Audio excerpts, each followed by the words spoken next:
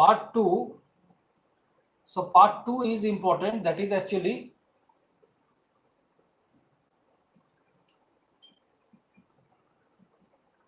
superposition of.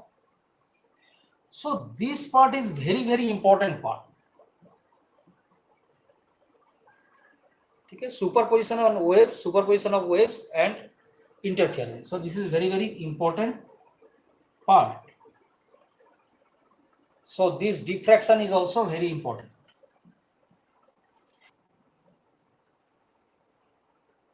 Greater one minus smaller one, x1 minus x2. Clear है, बहुत simple thing है. But the thing is, यहां पे हम लोग क्या कंसीडर किए कि जो वेव जा रहा है, this wave is actually going through vacuum. So you have to consider this, they are passing through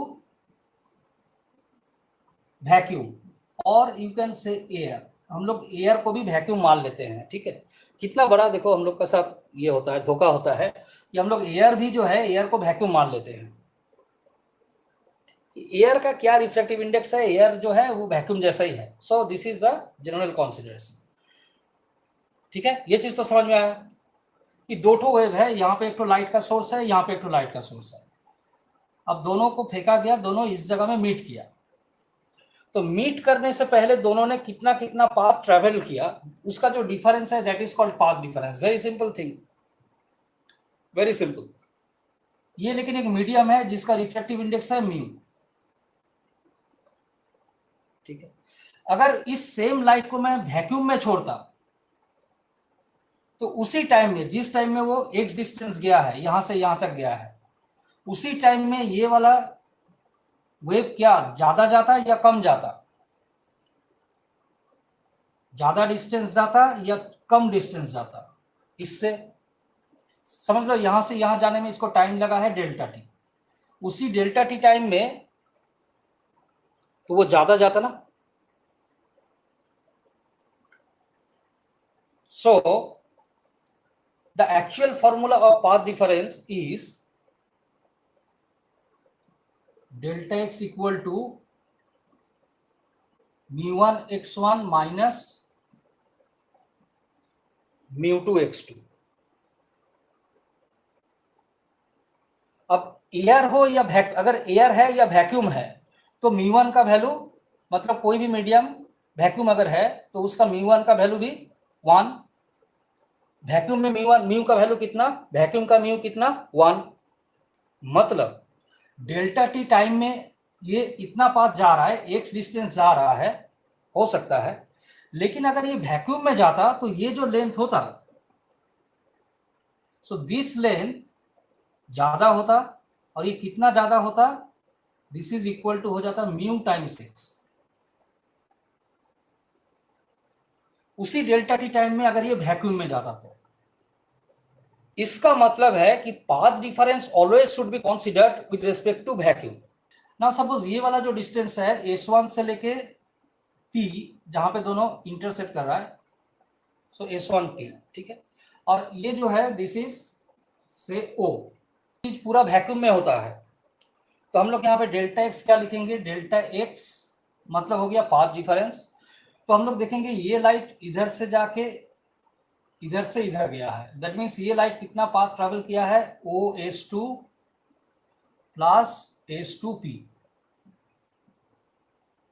okay, minus ये वाला पाथ. अब दूसरा रे एक ही सोर्स से लेकिन दो ठो समझ लो रे जा रहा है. ठीक है, तो ये रे का पाथ क्या है, OS1 प्लस S1P. तो इससे माइनस करेंगे OS1. ठीक है, एक का पाथ है OS2 से होके यहां जा रहा है, तो OS2 plus S2P, this is the path travelled by one रे. और दूसरा रे जो है OS1 प्लस S1P. अगर बोला जाए कि देखिए OS2 और OS1 दोनों सेम है, so this length is equal to this length.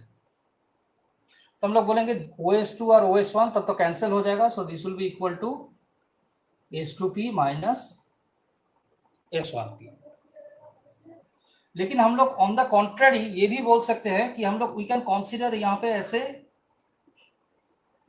Just like जैसे वाटर में रिंग्स होता है कि यहाँ पे कोई डिस्टर्बेंस हुआ and the ring is gradually increasing. ठीक है। So these rings are actually, ये जो लाइंस खींचा गया, these are called wave fronts, ठीक है, these are called wave fronts. तो ये इस तरह से ग्रेजुअली जाता है। तो इस वेव फ्रंट का एक प्रॉपर्टी है, प्रॉपर्टी मतलब कैसा, प्रॉपर्टी मतलब ये चीज कि समझ लो एक तो वेव आ रहा है इस तरह से, और यहां पे मैं एक तो दीवार रख दिया,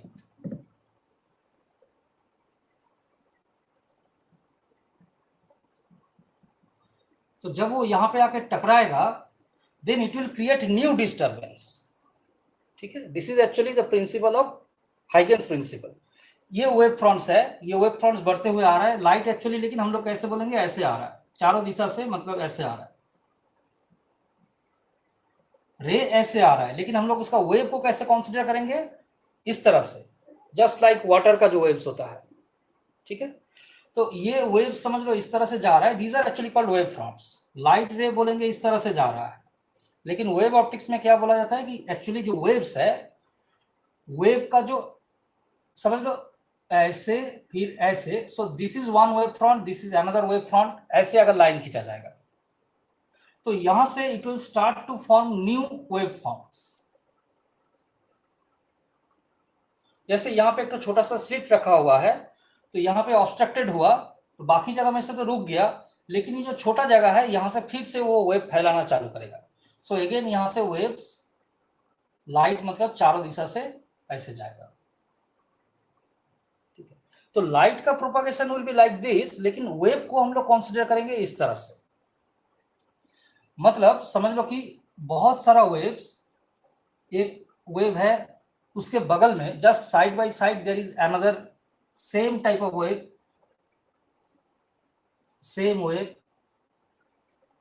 सो एक तो ये जो लाइन बन रहा है, ये जो लाइन बन रहा है, so these lines are called wave fronts. But waves are actually moving like this, लेकिन बहुत सारा वेव्स है एक साथ। लेकिन अगर यहाँ पे देखेंगे, यहाँ पे एक तो लाइन दिखाई पड़ेगा, यहाँ पे एक तो लाइन दिखाई पड़ेगा, तो this lines are wave fronts. अब इसका थिकनेस समझ लो T है, और इस मटेरियल का रिफ्लेक्टिव इंडेक्स म्यू है, ठीक है। तो अभी अगर किसी ने बोला कि what is the path difference, ठीक है, लाइट अब इसके अंदर से जा रहा है, एक तो कोई मटेरियल हम लोग यहाँ पे दे दिए, so now we have to consider जहां पे ही कोई मटेरियल के अंदर से जाएगा, सो पाथ डिफरेंस हम लोग बोलेंगे okay, so now delta x will be equal to, एक तो मेरा ये वाला पाथ है, so this is OS2 plus H2P, ये तो खाली जगह से जा रहा है, वैक्यूम से जा रहा है, तो ये ऐसे ही लिए OS2 plus H2P, so no problem. लेकिन यहां पे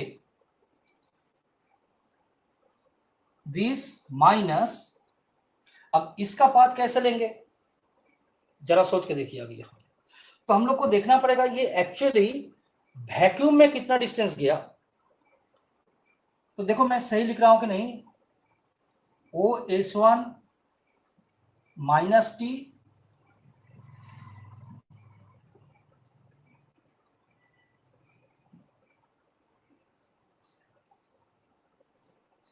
देखो OS1 minus T, OS1 is this length minus T, तो ये वाला T का लेंथ अगर हम लोग माइनस कर दिए तो हम लोग को कौन सा लेंथ मिला, ये वाला लेंथ प्लस ये वाला लेंथ, ठीक ना। OS1 इज यहां से यहां तक का लेंथ, लेकिन उसमें से माइनस T क्यों किए, क्योंकि T जो है वो वैक्यूम से वो नहीं जा रहा है, बाकी जगह यहां से वैक्यूम में जा रहा है, यहां से वैक्यूम, यहां भी वैक्यूम में जा रहा है, तो OS1 minus T plus S1P, ये भी वैक्यूम में जा रहा है, प्लस म्यू इंटू T। अब ये वाला पाथ का लिए क्या लेना पड़ेगा, this is mu into T लेना पड़ेगा। नाउ अभी ये तुम समझे हो कि नहीं, ये चीज तो बताओ, दिस इज वेरी इंपॉर्टेंट। तो OS1 minus T that is going through vacuum plus S1P that is going through vacuum, लेकिन प्लस अब ये T जो डिस्टेंस है, ये T डिस्टेंस T नहीं होगा, it will be mu into T, so that should be also added. समझ में आया, हाँ, सो दैट इज रिक्वायर्ड। अब अगर OS2 इक्वल टू OS1 होता है, OS2 इक्वल टू OS1, तो ये दोनों कैंसिल तो हो जाएगा, पर this will give you like this H2P minus S1P, लेकिन उसके साथ देखो OS2 और OS1 समझ लो सेम है, तो ये दोनों तो टर्म कैंसिल हो गया, ये वाला और ये वाला। लेंथ हिसाब से तो OS2 OS1 दोनों सेम है, लेकिन क्या बच जाएगा यहाँ पे, बच जाएगा एक ठो minus mu T plus T. तो पहले जो आया था दैट इज ओनली आया था H2P माइनस S1P, लेकिन अभी और एक तो टर्म आ गया that is minus T into mu minus 1। तो अगर ये चीज को हम लोग समझेंगे तो याद करने का कोई जरूरत नहीं है, हाँ चीज को समझ गए कि एक्चुअली ये हमेशा जो पाथ डिफरेंस है that is taken with respect to vacuum. Coherent sources. So the term coherent sources, दो ठो सोर्स लेकिन same frequency, same wavelength and same phase, मतलब ओमेगा टी प्लस फाई जो है वो फाई भी सेम होना चाहिए दोनों का। अगर कोई फेज का लैग है तो दोनों में सेम फेज का लैग होना चाहिए। फेज डिफरेंस जो है दोनों में कोई भी फेज डिफरेंस नहीं होना चाहिए, ये दोनों के अंदर में कोई फेज डिफरेंस नहीं होना चाहिए।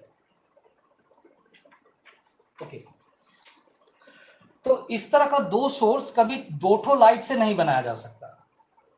You cannot make this type of two sources with two different lights, ये लगभग असंभव है तैयार करना।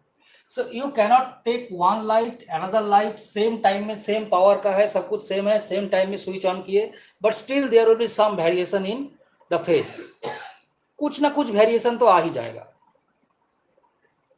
तो इस तरह का हम लोग टू सोर्सेस कैसे करेंगे, मल्टीपल सोर्सेस तो छोड़ देते हैं, पहले दो सोर्स का ही चिंता करते हैं। So it is not possible by taking two different bulbs और सोर्सेस, टू डिफरेंट सोर्स लेके ये पॉसिबल नहीं है। So how can we do this, we have to use one source, एक ही सोर्स लेना पड़ेगा। अब भले तुम उसको एक ही सोर्स तुमने लिया लाइट का, अब तुम ऐसे करो कि इसको दो ठो स्लिट के जरिए तुम इसको पास करा। So you keep a board और इसमें दो ठो स्लिट कर दो, तो एक्चुअली सोर्स एक ही है, पर this is passing through two different slits. So light का जो क्वालिटी है, मतलब उसका फ्रीक्वेंसी, वेवलेंथ, फेज सब कुछ सेम रहेगा। समझ रहे हो चीज तो?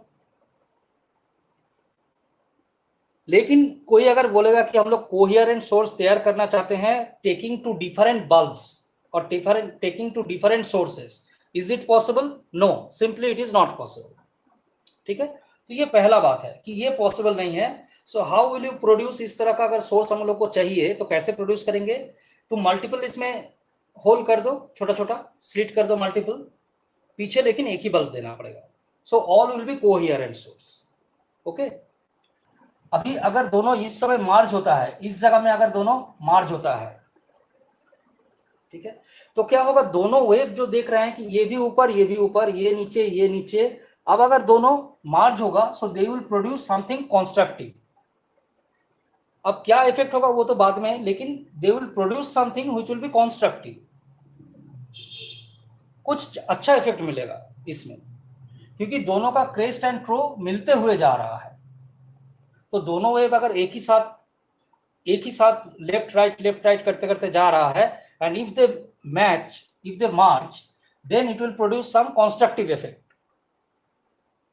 तो इसके लिए पाथ डिफरेंस क्या होना चाहिए, एटलीस्ट तो लैम्डा का होना चाहिए। Lambda means one complete wavelength. कहने का मतलब क्या है कि ये एक लैम्डा का डिफरेंस होने से ऐसा नहीं कि एक ही लैम्डा का डिफरेंस होना चाहिए, it may be n times lambda का, मतलब जो पाथ डिफरेंस है, ये जो डेल्टा एक्स है, इस डेल्टा एक्स का वैल्यू अगर n लैम्डा हुआ, बट n का वैल्यू कुछ भी हो सकता है, तो एक्चुअली क्या होगा, जो इफेक्ट होगा that effect will be constructive. क्यों? क्योंकि ये जो एक टू वेव टोटल कंप्लीट कर लिया, एक वेव कंप्लीट करे या चाहे 10 तो कंप्लीट करते हुए आए, लेकिन जब शुरू हुआ ये सेकंड सोर्स और पहला सोर्स दोनों का देखो यहां से दोनों का सेम फेज में दोनों जा रहा है, तो दोनों एक ही साथ अप एंड डाउन करते हुए अगर मार्च करेगा so they will produce something constructive. अब क्या हो रहा है कि this is actually this delta x, now it is actually we can write this is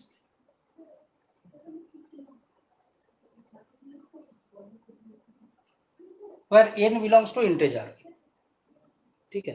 अब यहाँ पे तुम बोल सकते हो कि सर n प्लस हाफ नहीं क्यों लिए, मैं n माइनस हाफ इसलिए लिया हूं क्योंकि यंग्स डबल स्लिट में या फिर कोई भी जो हम लोग का फॉर्मूला है उसमें n माइनस हाफ ही यूज करने से ज्यादा सुविधा मिलता है, ठीक है। तो that's why I have taken n minus half lambda. So n belongs to natural number, मतलब if you start from n equal to 1 so this will be lambda by 2। अगर लैम्डा बाई 2 का मतलब पूरा लैम्डा का नहीं, lambda by 2 का अगर path का डिफरेंस होगा, ठीक है। अब n का वैल्यू तुम कुछ भी बैठा लो it will be something lambda by 2, ठीक है। अगर मैं 10 बैठाता हूं तो this will be something lambda by 2, 19 lambda by 2, ठीक है, 7 lambda by 2। But some multiple of lambda by 2 अगर हुआ, सिंपल बात यह है कि some multiple of lambda by 2 अगर हुआ ये पाथ डिफरेंस, तो क्या हो रहा है, ये इसका जहां पे क्रेस्ट है उसका ट्रो है। तो अगर इस तरह से दोनों मार्च करेगा तो क्या होगा कि this will produce something which will B destructive, क्योंकि ये जिस समय ऊपर में जा रहा है वो इस समय नीचे जा रहा है। तो अगर दोनों मार्च इस जगह में तो क्या होगा, एक दूसरे का इफेक्ट को काटते हुए जाएगा, डिस्ट्रॉय करते हुए जाएगा, ठीक है। सो ये दोनों का मार्जिंग से फाइनल इफेक्ट क्या होने वाला है, final effect will be destructive.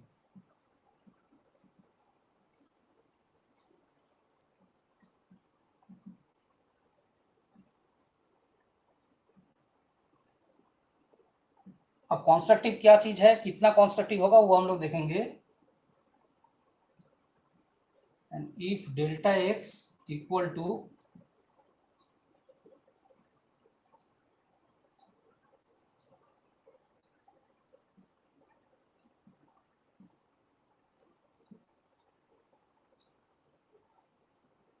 coherent and incoherent sources are superposed, ठीक है।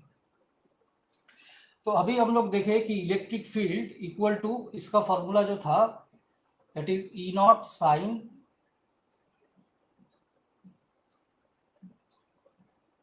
के एक्स प्लस ओमेगा टी, है ना। सो इलेक्ट्रिक फील्ड का ये फॉर्मूला था किसका, इलेक्ट्रोमैग्नेटिक वेव का।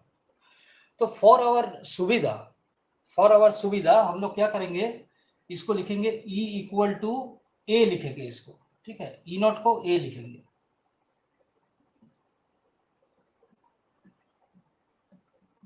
इसमें मेरा अभी ए लिखने में क्या सुविधा है, हम लोग ये पता रहेगा हम लोगों को कि ए का मतलब एक्चुअली इलेक्ट्रिक फील्ड का जो पीक वैल्यू है दैट इज एक्चुअली। तो इसमें E1 इसमें A1 दे सकते हैं, तो ये तो पता चलेगा कि this A is actually called amplitude, यहाँ पे हम लोग बोलते हैं amplitude of electric field, okay. और you can say amplitude of the wave, ये भी बोल सकते हैं एम्पलीट्यूड ऑफ द वेव। लेकिन ये एम्पलीट्यूड एक्चुअली क्या है, ई नॉट है, जो हम लोग अभी इलेक्ट्रोमैग्नेटिक वेव में सीखे हैं, ठीक है।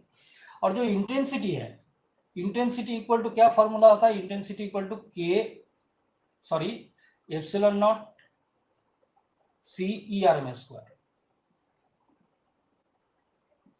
तो ई आर एम एस मतलब क्या होता है, this is actually epsilon naught c E R M S मतलब हो गया E naught by √2, time average नहीं ले रहे हैं, ठीक है। तो E1 इक्वल टू हम लोग लिख रहे हैं कि k E1 square, so which is equal to k into इसका स्क्वायर।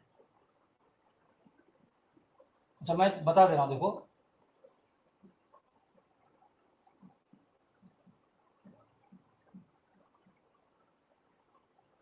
यहां पे देखो इंटेंसिटी इक्वल टू हम लोग क्या लिख रहे हैं कि के E1 स्क्वायर, ठीक है।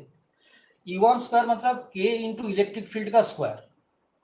लेकिन अगर इंटेंसिटी का एवरेज लिया जाए, सो इंटेंसिटी का एवरेज, टाइम एवरेज अगर लेते हैं तो इसको हम लोग क्या लिख सकते हैं, दिस इज के A1 बाई √2 इसका स्क्वायर इनटू मतलब ये a1 स्क्वायर बाई 2 आया, तो this will B 2 cos square, ठीक है।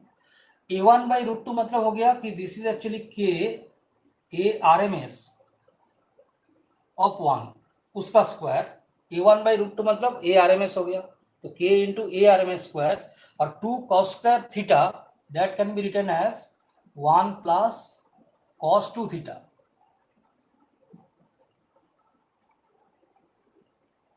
अब इसका अगर टाइम एवरेज करेंगे, एवरेज मतलब क्या हो गया कि टाइम एवरेज अगर करेंगे तो यहाँ पे एवरेज किसका ऊपर गिरेगा, इसका ऊपर, क्योंकि this is actually function of cos 2 theta. तो हाई फ्रीक्वेंसी वेव के लिए क्या हो जाता है, कोई भी 2 थीटा वाला जो फंक्शन है sin 2 थीटा या cos 2 theta, that becomes 0 for a complete cycle. So that's why इसका जो इंटेंसिटी आएगा, टाइम एवरेज इंटेंसिटी जो आएगा, ये time average intensity will B k into A RMS of 1 का स्क्वायर, ठीक है, RMS का स्क्वायर होगा।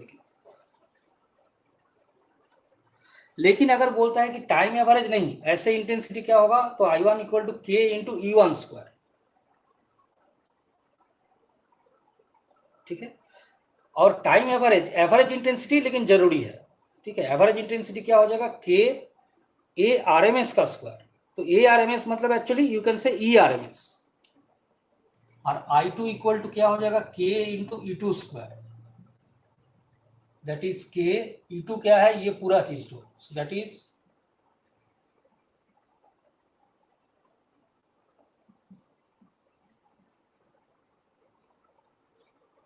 तो ये इंडिविजुअल इंटेंसिटी है, ठीक है, इंडिविजुअल इंटेंसिटी है।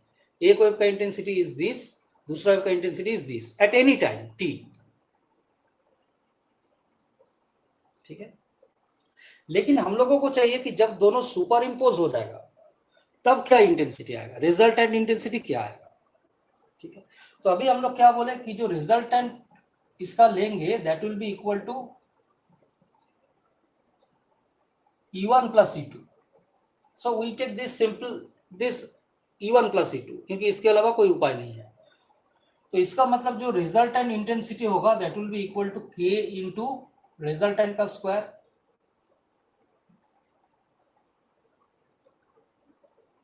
सो that is equal to k into, अब रिजल्टेंट क्या है, E1 plus E2, five, five मतलब क्या है, फाइव मतलब है 2 पाई x by lambda, so this is actually five का वैल्यू, तो यहाँ 1 लगा जाएंगे तो यहाँ पे भी 1 लग जाएगा, ठीक है। So this is the case. तो यहाँ पे एक का इंटेंसिटी नॉट टाइम एवरेज, कोई भी इंस्टेंट इंटेंसिटी जो होगा that will B k into E1 square, so that is this one. दूसरे का इंटेंसिटी क्या होगा अलग से, ये टाइम के ऊपर डिपेंडेंट होगा। और फाइनल रिजल्टेंट क्या बन रहा है इलेक्ट्रिक फील्ड का, हम लोग इसका वेक्टर सम नहीं कर सकते हैं, तो रिजल्टेंट होगा E1 प्लस E2। तो फाइनल वेव का इंटेंसिटी क्या होगा, k into ER square, that is k E1 plus E2 का whole square, IR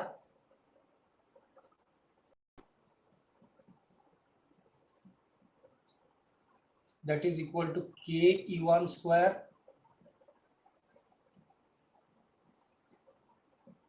plus 2k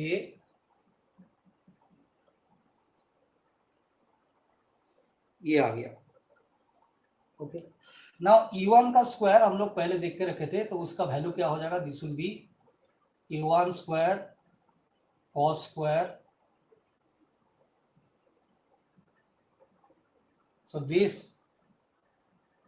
plus k E2 square, E2 का वैल्यू क्या था, A2 स्क्वायर cos स्क्वायर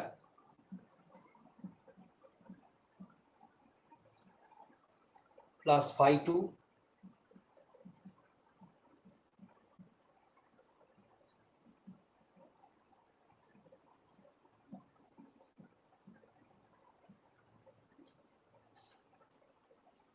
ठीक है।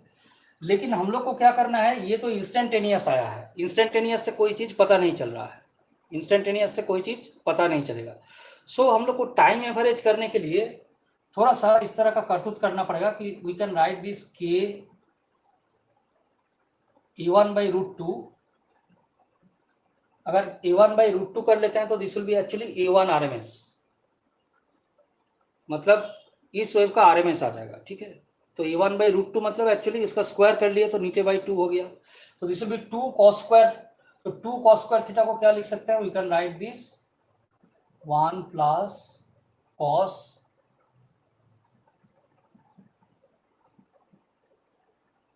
ओके प्लस सेकेंड वाला जो टर्म है उसको भी ये चीज कर सकते हैं कि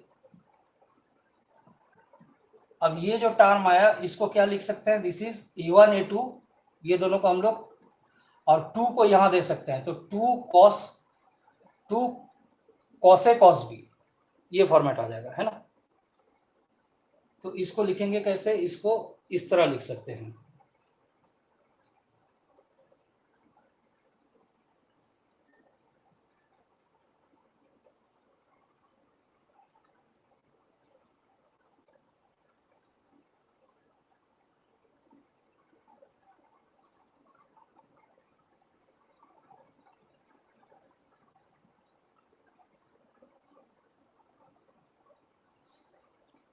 अच्छा, 2 cos A cos B, 2 cos A cos B का क्या फॉर्मूला होता है, cos A plus B plus cos A minus B। तो cos A plus B, this we can write like this. तो देखिए ये वाला चीज,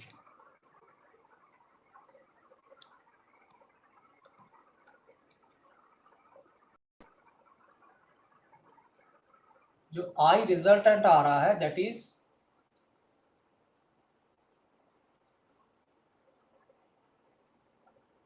के A1 RMS का स्क्वायर के A2 RMS का स्क्वायर, क्योंकि ये दोनों का टाइम एवरेज हो गया 0, प्लस मेरे पास ये टर्म तो बच रहा है,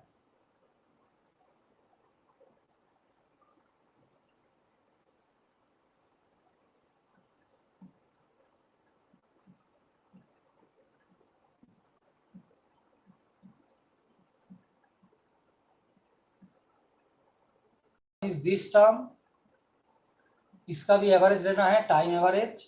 बाकी दोनों का टाइम एवरेज ले लिए तो पहले 0 कर दिए, इसका टाइम एवरेज लेना है प्लस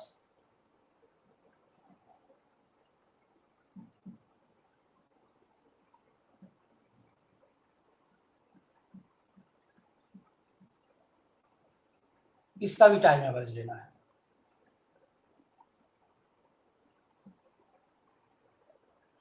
तो ये हम लोग क्या करने का कोशिश कर रहे हैं कि IR एवरेज, तो रिजल्टेंट में एक्चुअली एवरेज वैल्यू जरूरी है, ठीक है। इंस्टेंटेनियस से कुछ काम नहीं होगा। If ω1 not equal to ω2, that is called incoherent source.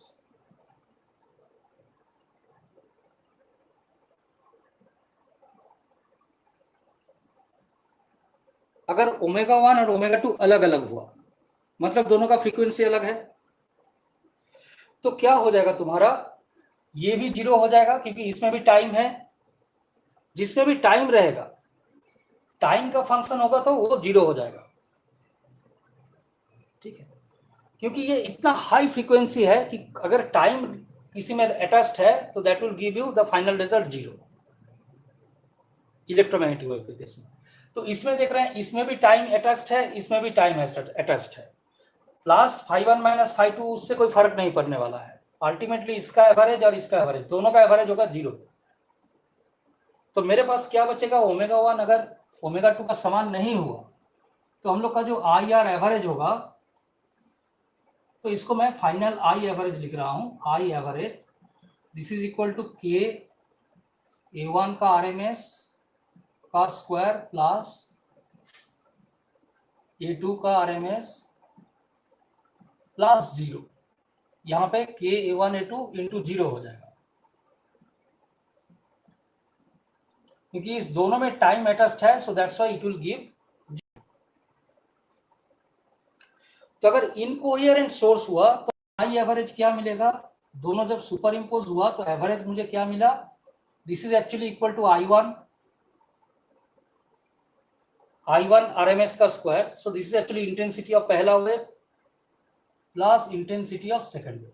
So the result will be this. अगर दोनों इनकोहेरेंट सोर्स हुआ तो final intensity will be simply sum of two intensities.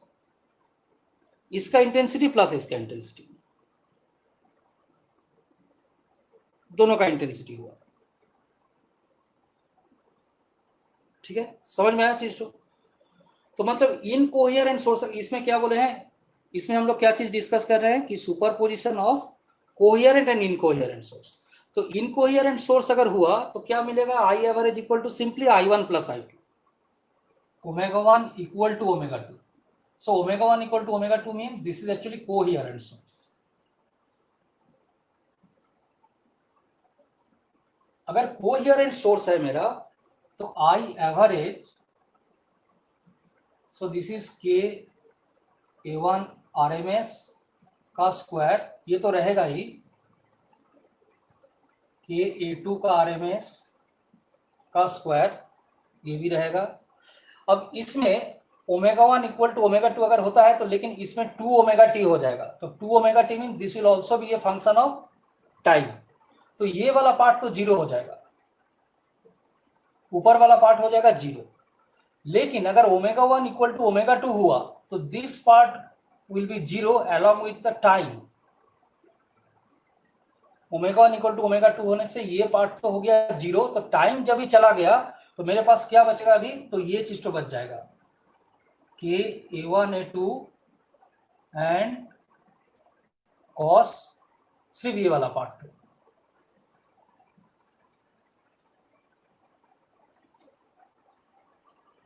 अब लेकिन टाइम एवरेज में भी ये वाला पार्ट एक तो बच जा रहा है.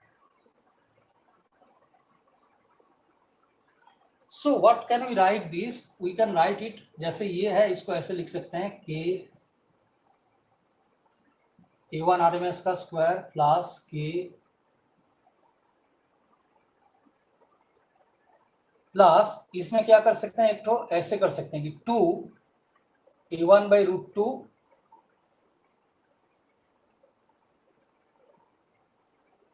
तो यहाँ पे क्या हो गया, √2 इंटू √2 हो गया 2, 2 इंटू 2 कैंसिल हो जाएगा, and this will B cos.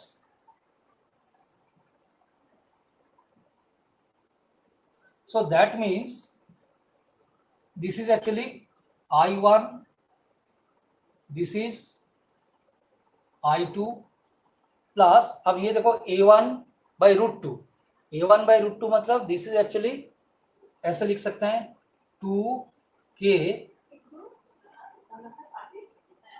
A1 RMS A2 RMS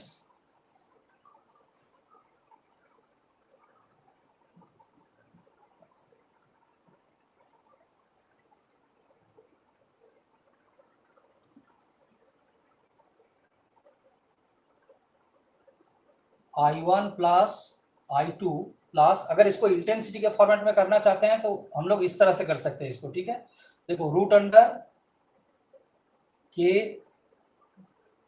A1 RMS का square into root under K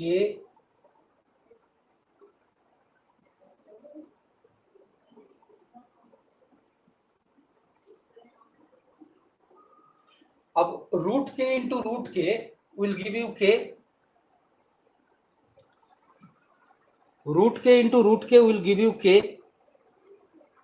ठीक है, और A1 RMS स्क्वायर का root, so this will give A1 RMS, और A2 RMS स्क्वायर उसका root है, that will give A2 RMS.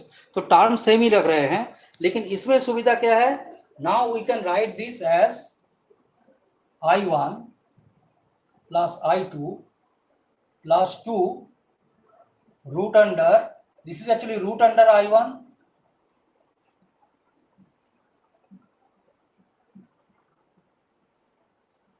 so this is actually the formula for coherent source. Incoherent source मतलब समझ रहे हो, जिसमें ω1, बेसिक चीज तो ये omega 1 not equal to omega 2। अगर ये चीज हुआ तो you will get I average after superposition, I average equal to you will get simply I1 plus I2।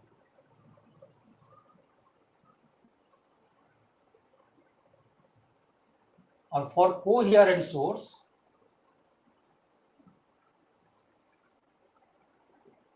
Coherent source मतलब जब omega 1 equal to omega 2 equal to omega, then I average will be equal to I1 plus I2 plus 2 root under I1 I2 cos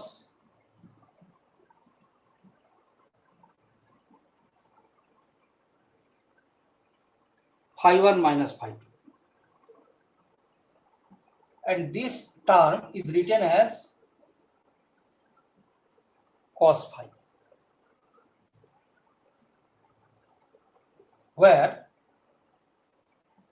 phi equal to, अब ये जो phi 1 minus phi 2 है, इसको क्या लिखते हैं हम लोग? इसको लिखते हैं phi, only phi। नाउ ये क्या चीज था?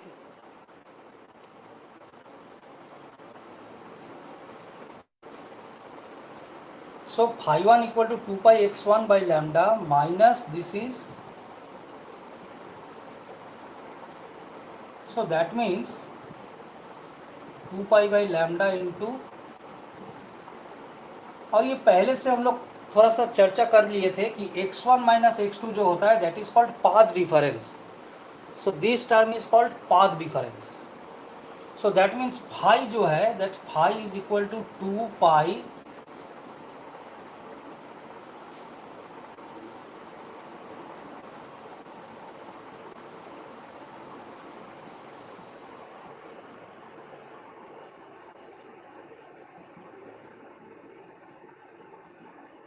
फाई किसको लिख रहे हैं? फाई 1 माइनस फाई 2 को। फाई 1 क्या है? 2 पाई बाई लैम्डा के x1 माइनस के x2, 2 पाई बाई लैम्डा बाहर की x1 minus x2। Now x1 minus x2 is our path difference which is given as delta x। किसके लिए? फॉर कोहेरेंट सोर्स, जिसमें फाई क्या है? फाई इक्वल टू, ये सभी फॉर्मूला लेकिन बहुत इंपॉर्टेंट है, 2 pi delta x by lambda. ये हो गया फाई। ओके, फाई को क्या बोलेंगे? फाई इज कॉल्ड एंगुलर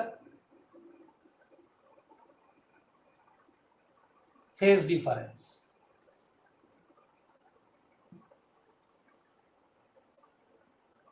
और डेल्टा एक्स को क्या बोलते हैं? डेल्टा एक्स को बोलते हैं x1 minus x2 which is called path difference.